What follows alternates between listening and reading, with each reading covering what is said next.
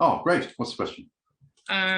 Were matriarchs and other female tyrants of the old days as unhinged in cruelty, just as much today's women, more or less? Yes. So, okay, I think from the sounds of it, what you're getting at there is whether or not female rulers were as cruel as male rulers. I think we absolutely can say yes, they were. Absolutely. Okay. So that was from Vernon Meeks. Okay, cool. So I just keep on flipping back and forth. Yeah, great. So a very high proportion of rulers in the past are actually women, much higher than is generally thought. For example, in medieval Europe, it was around about 18%. Now, in my presentation, I actually talked a bit about some of those female rulers and some of the things that they did. For example, if you recall, there was a gentleman, I think it was Ivan VI, and he was, as a child, he was a baby, and he was locked up in a dungeon, and orders were given that he wasn't to be educated. And 6 rulers, both men and women, kept that order up, something like that. 6 rulers kept that order up against him. And the only one who seems to have shown him any compassion at all was one of the male rulers. I think that was Peter II, and he unfortunately got assassinated by his wife. But it seemed to me that he was probably planning to make Ivan's conditions a little bit better. I don't think he was going to release him, but I think he was at least going to try to make it a little bit more humane. But he didn't live long enough. Okay, so that's the only question I can see so far. No worries at all. So we're just going to ask each other questions for now. Well, we can talk about all sorts of things. So to anyone watching, so this is the first Q&A of the Australian leg of ICMI 21. I'm one of the organisers, Robert Brockway. Natalie Powell is my co-host. Thanks very much, Natalie, for all the effort you've been putting in and dedicating this time. I'm doing my best. And Natalie is watching Hoover questions today, and I'm watching questions on Zoom. So we're just going to get the questions to come up. Exactly. So I knew Anne Widdecombe embarrassingly through Celebrity Big Brother. And I watched her last night. Now, I think we're very much similar as far as we speak our mind, we have no filter, whatever comes out, comes out. Where we differ a lot of the times is on our point of view. Yes, right. So I do want to touch base with something she did say last night is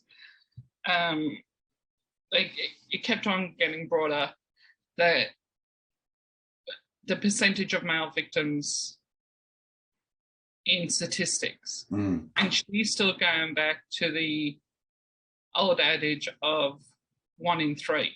Yep. And we're like, no, here's the statistics. It's a lot more than that. It's like over 50%, considering that over 50% of female victims are at the hands of the same-sex partner. And she kept on throwing that away. She goes, no, I'll have to see more studies and more statistics on that.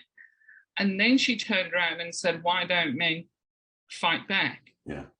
And it's like, you do realize that you're throwing statistics away and then you're coming forward and saying, why don't men fight back? The reason why men don't fight back is for the simple acknowledgement that as soon as they lay their hands on someone, on a female, even if it's to restrain them, they then become the aggressor and the female becomes the victim. Exactly. And in actual fact, when the police turn up, they will see marks on the woman, which will be prima facie evidence that the man was the aggressor. Yeah, and it doesn't matter whether the man has got knives sticking out of him and he's got black eyes and blood running down him. Yep. Those hand marks on the wrist, just to restrain her, is domestic violence. Yeah. Yep. And this is what I'm trying to get across to people is, especially people like Anne Widdecombe, who are throwing away statistics and proper statistics, not just grabbing from here and there. I mean, we basically use Australian Bureau of Statistics. So it's a government-based statistics of knowledge. The government's ignoring the statistics that are coming from their source. So Widdecombe, being an older MP, is also ignoring that, but she is trying to fight for men's issues. And she, on Celebrity Big Brother, I will admit she did a lot of the times stick up for the men. Oh, while she was an MP, absolutely, yes. No, while she was in Celebrity Big Brother, she did a lot of the times stick up for the men. She came in on the year of the woman. Yeah, I think politicians too. They live in a little bit of a bubble, perhaps, and they are surrounded by feminist advisors, and they do get this narrative, this constant unchallenged narrative. And I think probably a lot of it does sink in, unfortunately, and they've never seen any alternatives. And I mean, I'd be quite happy to chat to Anne down the road about that sort of thing. But the data we have, like PASC, for example, it absolutely shows that intimate partner violence is not gendered, that there's close to parity, and in actual fact, where there isn't parity, women are actually slightly more likely to be offenders. And it is true that women are more likely to be injured as a result of intimate partner violence because of the strength difference. But one of the interesting things that's been found is that one of the most significant indicators that a woman will be a victim of intimate partner violence is that she's a perpetrator of intimate partner violence. So effectively, in these situations where they're both basically violent, they rile each other up, and ultimately the injuries happen. And in those cases, the women are more likely to be injured, which is why I made the point, and I wrote a letter to White Ribbon Australia something like 4 years ago, saying, if you're going to really genuinely care about women, then you need to address this, because by virtue of ignoring reciprocal violence, you're allowing these women to go back into these situations and end up injured.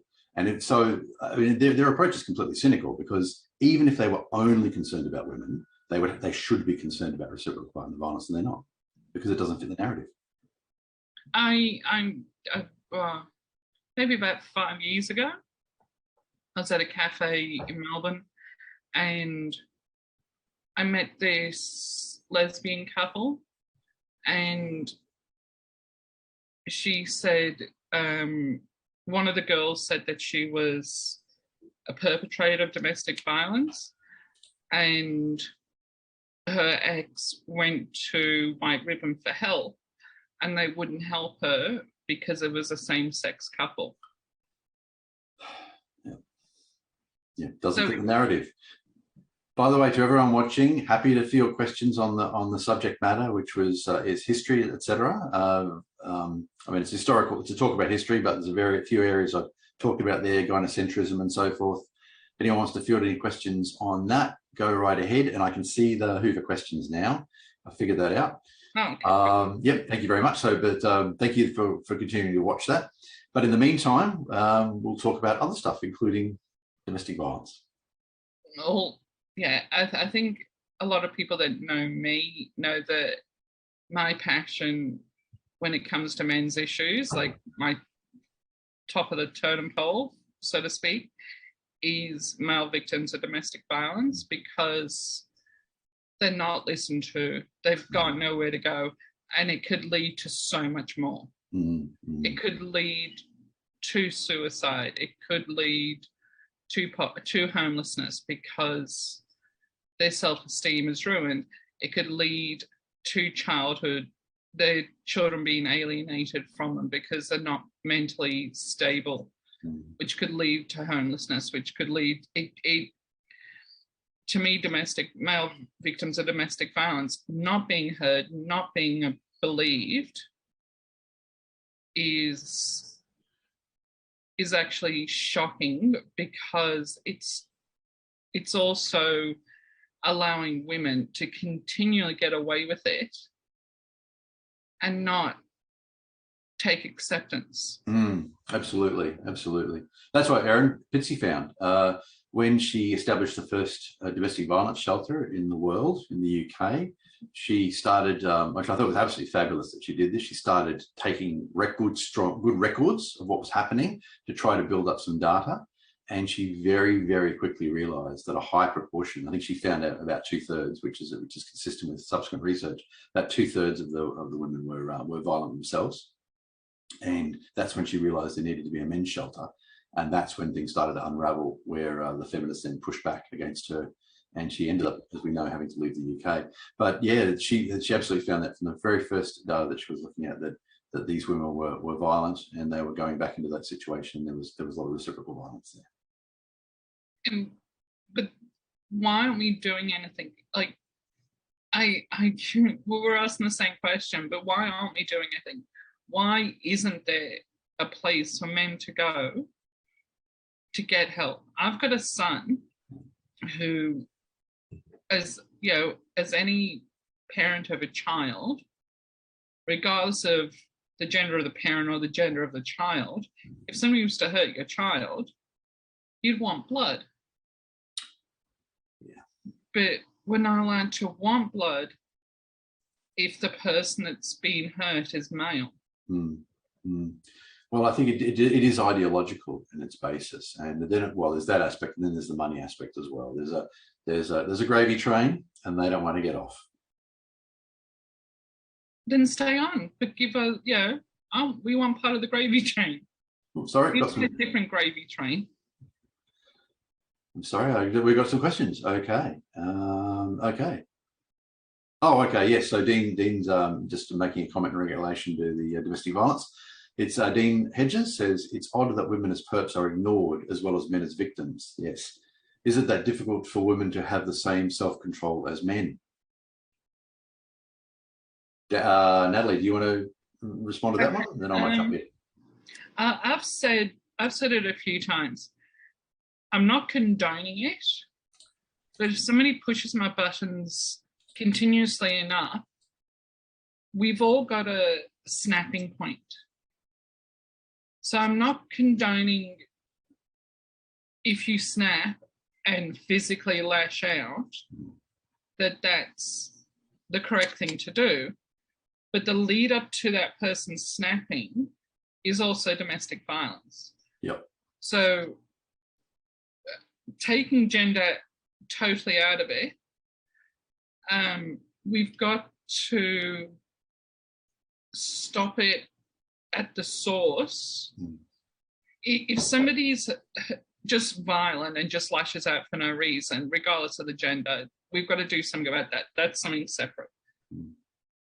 If I do think women are more likely to be violent, and we've discussed this on the Tapper box, where it's overlooked, especially on the pop culture side of things when it comes to TV shows and everything. One of the most famous TV shows was Seinfeld. And the character Elaine kept on violently pushing the male characters in Seinfeld. And we all laughed at it. We all did.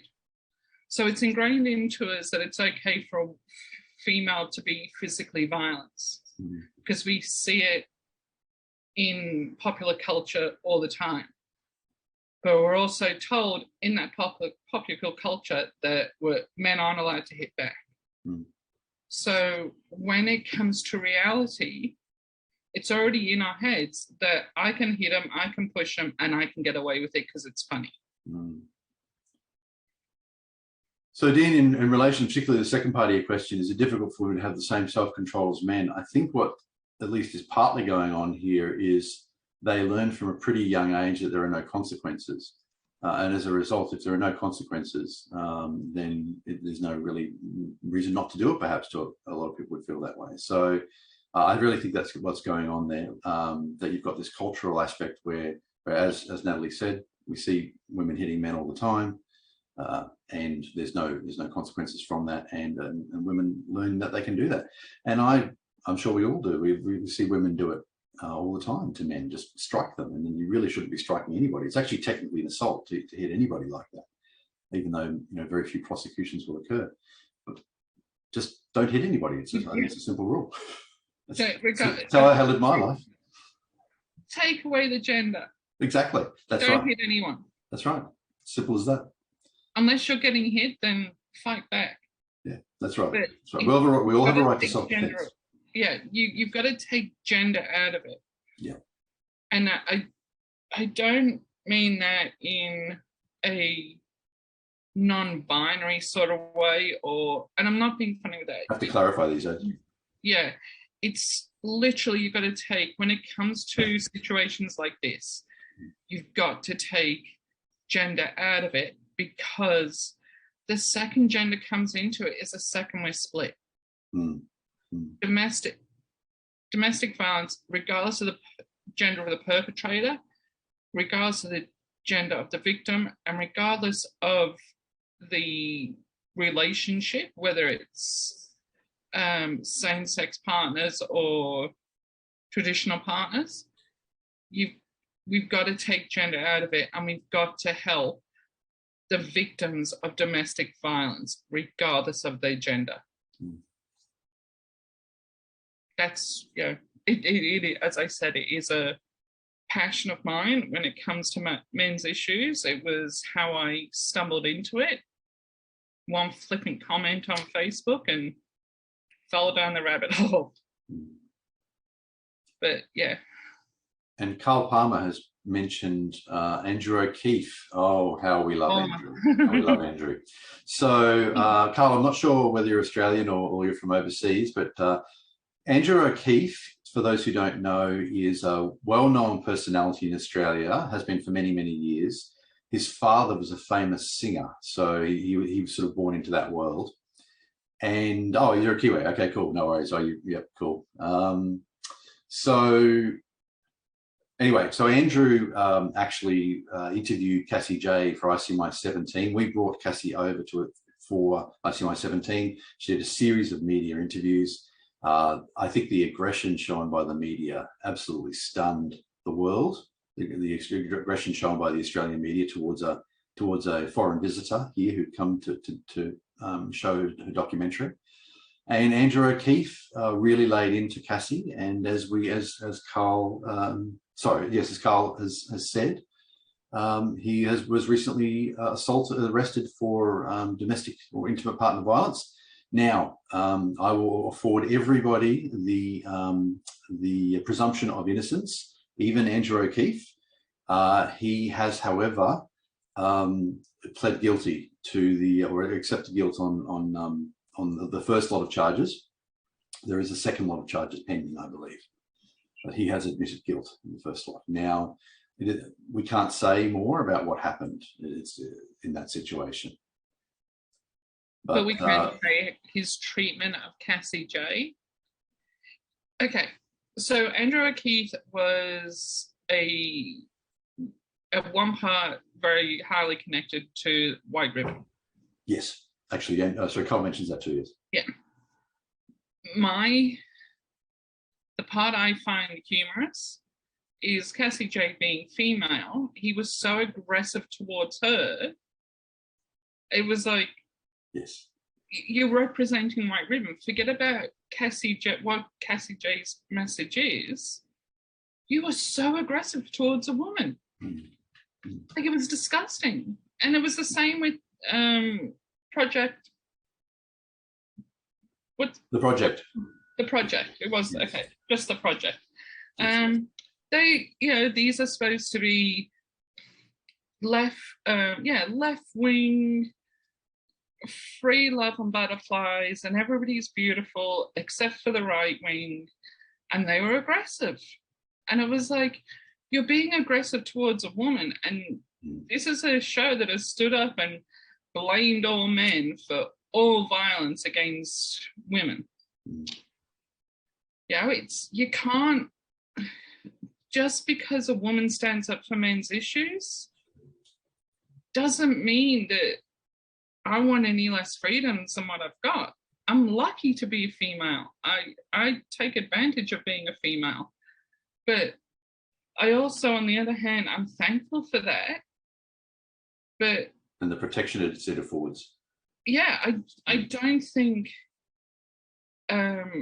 destroying men's lives is the way to keep me in my lap of luxury for being a white female. It's interesting. This is something we see a lot, actually, and I mentioned it to Natalie earlier today, actually, that they're quite happy to throw women under a bus in order to. Feminists will absolutely happily throw women under a bus when they go against the narrative. Being a woman won't save you from the feminists, unfortunately. No, definitely, no. And I've been a physical example of that. I've been. Yes. Do you want to talk about that, Natalie? Yeah, so I think it was about 2.5 years ago. Yep. I was coming home from work and it was late at night. At the time I lived in this street that had trees going down either side, so you couldn't, and it was a narrow street, so there was cars parked on the side of the street, and then it was like just enough room for a car to go through. So even though they had street lights on, it was all dark because of the beautiful trees going down the street. Anyway, I turned around the corner and I think I walked about 3 houses, and at the time I had long hair, and I felt somebody grab my hair, pull me back, obviously fell to the ground because it was my hair, like protect my hair. And they literally started kicking into me and were calling me things like a rape apologist. Again, can't remember it now, but it was all these ugly things. And it was like, how am I, 2 females attacking me, ended up with a huge black eye and a broken rib. And I decided not to pursue going further because they would have ended up the martyr and I still would have been the bad guy. Like, I'm going after females. Like the left is going on, the right's going after the left. Yeah, big fat Natalie is going for the throat on these 2 females, regardless of what they did. They would have made these 2 females martyrs, and I wasn't going to give them the satisfaction. So there you have it. If anyone thinks that it doesn't turn to physical violence, we have right here a case where it did. Yeah, and now we've had some additional attendees join.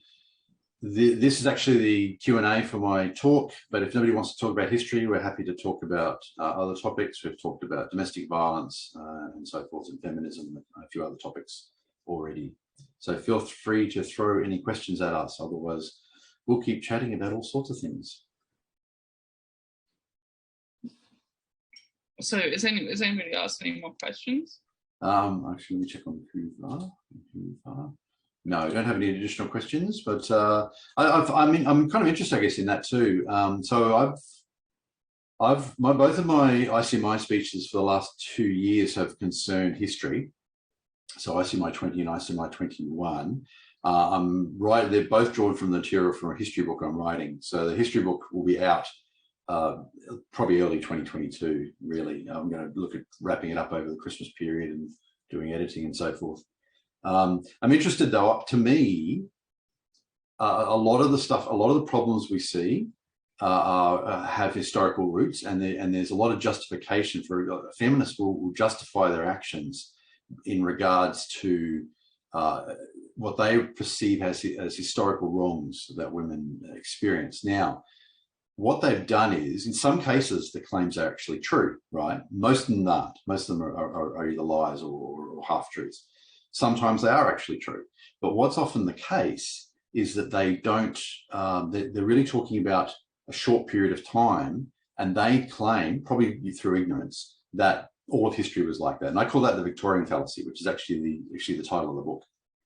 So the idea is that they view all of history as being like the Victorian era, okay? Because in the Victorian era, we started to transition into the modern world, and things like, we ended up with situations where, like, husbands covered were responsible for their wives' debts, and so had to countersign for loans. The feminists often bring up that they had to countersign for loans, but failed to mention that that was because the husbands were on the hook for the money if the wife didn't pay it back, and the bank had to know that the man knew about it. That's why he had to sign for it, right? And I've even personally known somebody who was actually on the hook for his, even in the late 20th century, on the hook for debts his wife accrued, $100,000, and he had to work a second job over 4 years to actually pay off the money after they got divorced. But anyway, so historically, the men couldn't get loans either. If you think about it, the concept of a loan is a relatively recent one, unless you happen to be very, very wealthy. And if you're looking at medieval Europe, yes, if you're a king or a duke or something, sure, you could get a loan. But if you were a peasant, you couldn't. So those sort of rights that they talk about, the ability to get loans without having anybody else's approval and so forth, those didn't exist for men or women. The right to vote, obviously, is relatively recent. A lot of people don't realise this. This is something I've talked about a lot. There's a lot of information I've put up on Wiki for Men on this topic as well. So they often talk about the women getting the right to vote, but they seem unaware. I think it's mostly out of ignorance.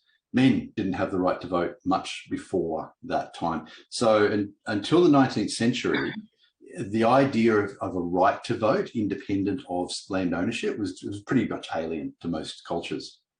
Even countries like the United States, up until the late 19th century, was still having land ownership requirements to vote for men. So, and if we look at the UK, for example, we've a bunch of voter rolls. The UK is great because it's been so politically stable for so long. Unlike mainland Europe, it's been so politically stable, a lot of records have survived. And a whole bunch of voter records have turned up from the 17th and 18th centuries. And one turned up a few years ago, 10 years ago. It was really, really interesting. See, historians know that landowning women voted, right? This has been well established for a long time. Landowning women in the UK, or in England, I should say, really, to be more specific, voted before non-landowning men. No problem there. That's something that, as well, the historians at least knew, although the feminists certainly weren't telling anybody. But what's interesting with this recent one that came up was it was assumed that most women who voted would have been voting because they were wealthy. And this last one that's turned up about 10 years ago, they found several middle-class women and a maid who had the vote, and because they own land. So this young woman's a maid working in some guy's house, and she owns a block of land somewhere, so she's got a vote, right? Now, I see we've got a question. I'll just finish off this comments on voting. I think the UK is such a great example. In 2018, the BBC kept saying 100 years since women's franchise. In actual fact, 2018 in the UK, 2018 was 100 years since men's franchise, because universal male suffrage was implemented in the United Kingdom in 1918. Some men could vote before that, but a good proportion of the men, I think about 2/3 of the men that were sent off to World War I, couldn't vote. They were disenfranchised and they were sent off to die. The only reason why they got the vote was because they ran out of fought. Yeah, they think it kicked off the. That's right. It really brought things to a head. Now, what they did in 1918 is they implemented universal male suffrage, and they gave the vote to all women over 30. And the one argument that's been put forward to that is so many men died in World War I, British men, that if they hadn't done that, women would have been a majority of the electorate. So I think they've deferred it by 10 years and basically allowed the number of men to catch up again by virtue of births and so forth. So anyway, this is the situation. So you wait, and I've said this before, and I'm glad I get an opportunity to say it here. Wait till 2028. The BBC will again say 100 years of women's suffrage in the UK. So at that point, I'm going to get them saying it in 2018 and 2028 and play them next to one another, because they can't both be true. In 2028, it'll actually be true. So that feminist narrative, it's going to be true that for their eyes. Forget about logic. So Dean Hedges asks, what is the easiest argument against the feminist claim about not having voting rights? Oh, okay, right. So I think just historical research. I mean, the records are there, and I've actually gone through and made extensive records that I got on Wiki for Men, and that'll also be in the book as well, where I talk about when men got universal suffrage and when women got universal suffrage. Now, if you look on Wikipedia, they have a page on this, And it's terrible. It really, really is bad. The definition of universal male suffrage is just ridiculous. They've had cases where men, in some countries like Italy, I think it is one, there's another one I use there as well, where men didn't get the vote until 30 and they've stamped universal male suffrage on it, right? Not true, okay?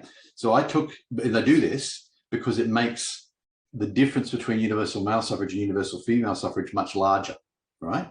But I've taken a very strict definition, and which I've got on the wiki there, and it says things like the age of suffrage can't be more than 21, and there's a few other things I put there that are basically modelled the way countries actually draft their laws. And then I've calculated all the dates, and what you find is, okay, as a general rule, if a country becomes independent in the 19th century, there's a few decades between male suffrage, universal male suffrage, and universal female suffrage, right? If a country becomes independent in the 20th or 21st centuries, there's either a few years or zero. So that's the reality is, until the beginning of the 19th century, as I was saying, right into the 19th century, voting was largely based on property ownership, and as countries transitioned towards the right to vote independent of that for citizens, they very quickly granted women the right to vote in most cases. And even, I'm going to fumble this up. I'm not an academic like most people here. I'm just passionate about certain things. In America, when it first started, the women's suffragists were fighting before, and I hate to say this, before Black people could get the vote. Like that was, no, we want the vote before Black people get the vote. Yes, and in actual fact, a lot of suffragists, a lot of feminists were actually against Black Americans getting the vote in the US. Yeah. And it was only because a small majority went, no, that's not right, and broke off from that. Yeah. That's the one that we hear of, the ones that broke off, but there was still a large majority that wanted the Black people not to get the vote. Yeah, I think that's even true. Well, the group that broke off, I think you're probably talking about the suffragettes.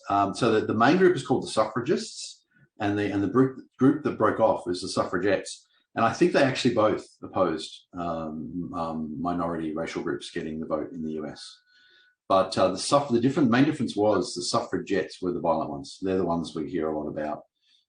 So the suffragists were generally non-violent, and if anybody brought about universal female suffrage at that point, now let me say that there were lots of men and there were in the wider community who were supporting them too. But if anyone was moving forward, it would have been the suffragists. So the suffragettes that we're talking about, if anything, they probably, in my view, probably delayed it. There's some evidence that some politicians didn't want to be seen to be aligned with them, and probably would have otherwise supported legislation to allow women to vote, but they had to take a step back because the suffragettes were such a bad group. I mean, those terms actually primarily come from the UK, but equivalent groups are in the US. I think people just don't understand the true history of what really happened. We're showing, again, in pop culture, we're showing the pretty version. Yeah, that's right.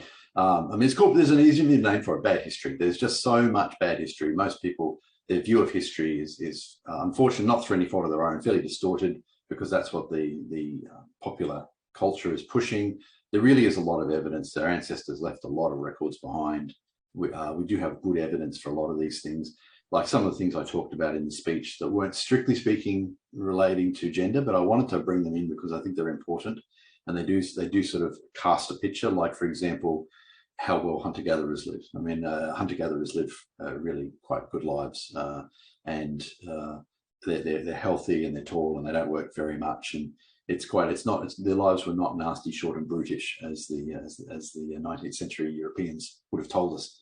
So there's things like that I wanted to mention as well. That's all bad history. That these ideas have just come through.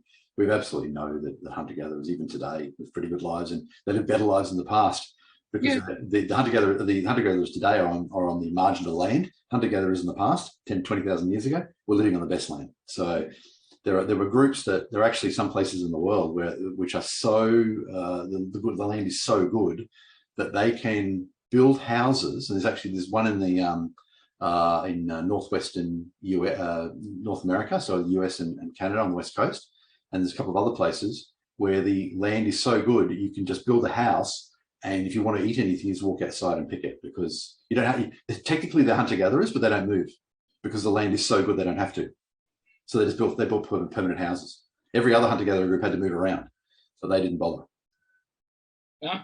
That's how good the land is. So there's this sort of thing, and it does end up reflecting on the gender arguments and so forth about how, you know, whether women were oppressed and so forth. No, in fact, if anything, my argument is that ancient societies probably did a pretty good job of oppressing both men and women, as in the society itself was probably doing that, sort of, you know, getting the most out of its members that it could. So the aristocracy really were, I think, driving that forward. So Carl Palmer's asked another question. Please. Feminists in New Zealand are fond of the saying that New Zealand's women were the first in the world to get the vote. Is this true? Or a load of crap? Yeah, right. So yeah, my understanding is New Zealand was the first country, the first national country, like I said, at a national level, to legislate universal female franchise, which is 1897, I think, or something like that. There were a couple of Australian states that did it before, but New Zealand was the first country to do it. So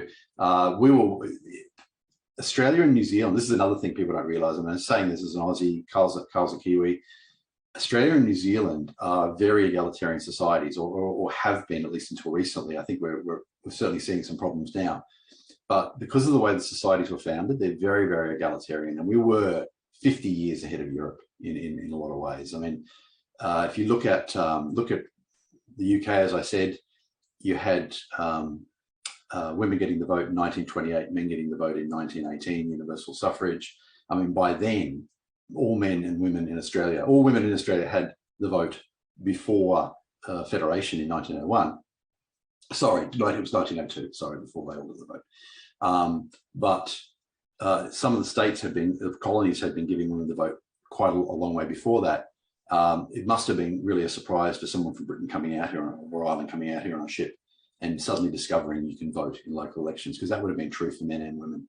The Eureka Stockade, which was something not really known about outside Australia, it was a turning point, really. It was some people call it Australia's Alamo, and it was basically, it was over taxes, actually, and a bunch of miners stood up to the government over taxes, and the government crushed them. The government absolutely crushed them, right? But that wasn't the point. The fact that they stood up to the government, and that the government had to use force to suppress them, that was really the turning point in Australia. And then after that, the country started to democratise, and that was in the 1850s. So it's from that point onwards that we start seeing democracy appearing in Australia. Sorry, I was just on mute. I got one of my famous trains going past. No worries at all. No worries at all. I'm just keeping an eye on the time. We're going on about 40 minutes now, so we probably should wrap up in a minute. Yes, probably to be safe so we don't run over time. Does anyone have any final questions? We've ended up, I said, my talk is about history. We have talked a little bit about history. We've talked about some other stuff. It's turned into a bit of an open forum, and that's just fine. So if anyone's got any open forums. What was that, sorry?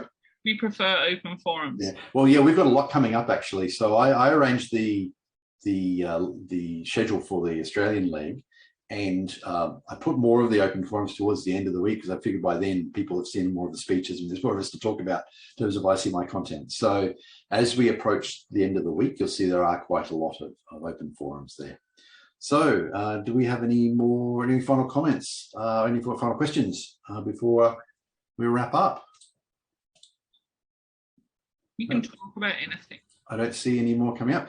Thank you very much, everyone. I hope you enjoyed the talk. I know history is probably not everybody's shtick, but my view is that a lot of what the problems we see at least have a historical, not historical basis, but the historical claim that's the basis.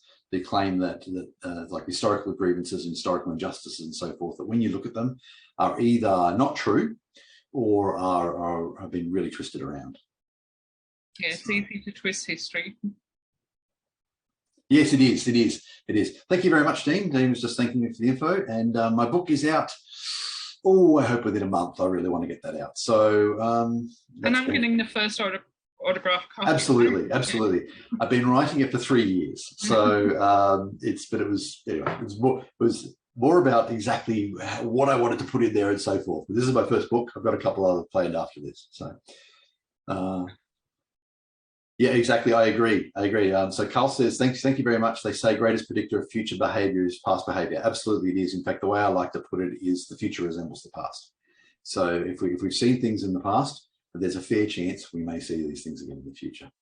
And one last comment I'll make before we do leave is I think feminism is bringing back in gender segregation. I think at this point, I've been saying that for about 10 years, and I think that's probably pretty clear at this point. In the past, we saw gender segregation. Identity politics is pushing ethnic segregation, which is they're both just absolutely horrifying concepts to me. These are people who claim to want an egalitarian society, and they're pushing segregation. And I also want to make the point that even some traditional feminists, traditionalists as well as feminists, have said equal does not necessarily mean the same, is what they're arguing. So they're saying that you can treat women differently and still treat them equally. First of all, I think that's fundamentally wrong. And my second comment is it sounds a lot like apartheid to me, because the basis of apartheid was separate but equal. And we know how that turned out. Mm-hmm. So I think that's very dangerous terrain they're playing, very dangerous terrain they're walking on. I find feminists cherry pick what they want to be equal on. Yes, that's true. And I've been open and above board in this. I think as much as I am a single, self-sufficient, independent female, when it comes to a relationship, I do like the traditional gender roles. And I mean the traditional gender roles as far as if I'm on a date with a guy, I'd rather him pay for dinner. If we're having dinner at home, even if it's a date, I'll cook dinner. Yep. Yeah, I've taken the position, and Amber, the Australian Men's Rights Association, has taken the position that how people live within their personal relationship is entirely a matter for themselves. So if they want to live a traditional lifestyle in their relationship, I certainly have no problem with that. That's their life. They can live it how they please. Yeah. No. All right. I guess we better wrap up. Thank you very much, Natalie. Thank you very much, everybody. We'll see you soon. We'll see you soon. Bye-bye. Bye.